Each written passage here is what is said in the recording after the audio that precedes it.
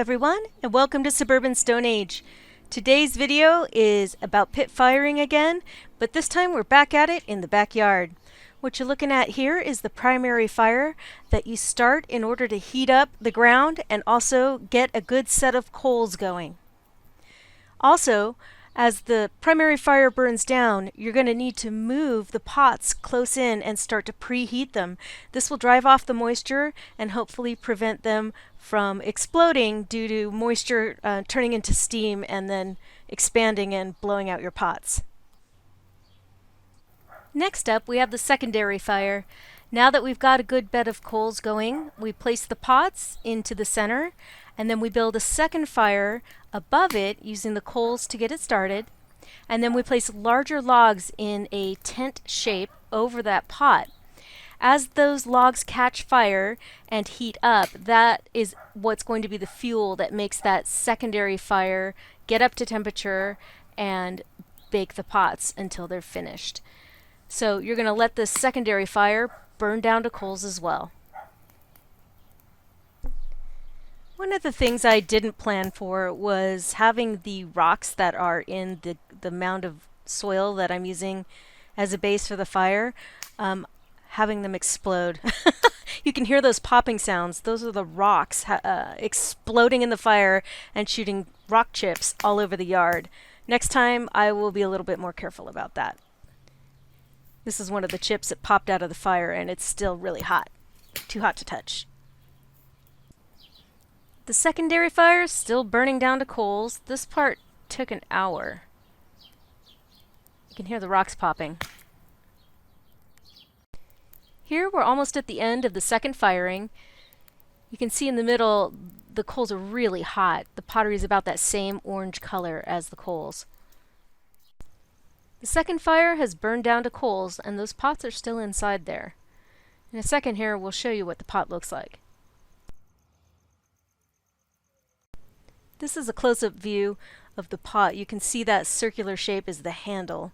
There's also a couple pookies in here, but basically they're all just in the center of the hottest part of the coals. Here's another view of the pots in the coals.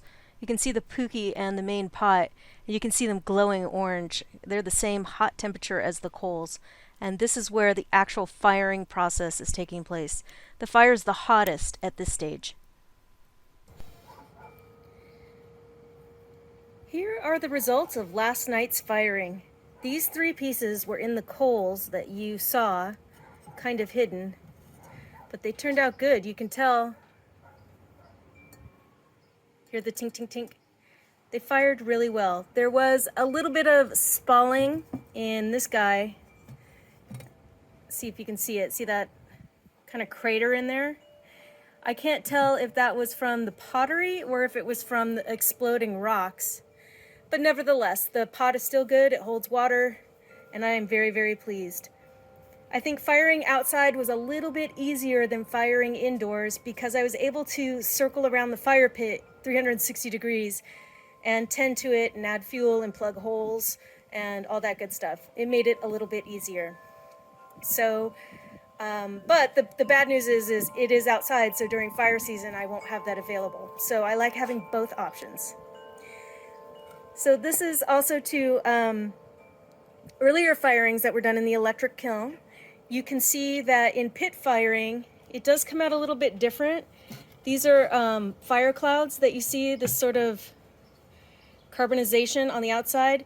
There are techniques to prevent that and protect your pottery from getting the smoke, but because this was my first time, I didn't want to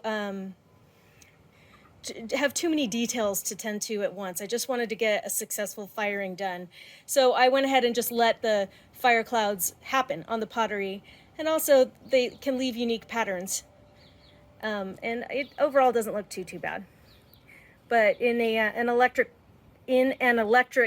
kiln, you can see that the carbon on the pots from the coals after they've fired isn't even an issue. I want to show you one more thing that I thought was really interesting. Here are the remains of the fire, and where it got really hot in the center, you can see that there's these chunks of burned earth. These actually are clay, like pottery themselves. That wasn't anything that was prepared by me. It was just from the pile of dirt that was just piled here. That's our own natural indigenous soil. And I can see how maybe in the ancient past, people did get the idea for pottery.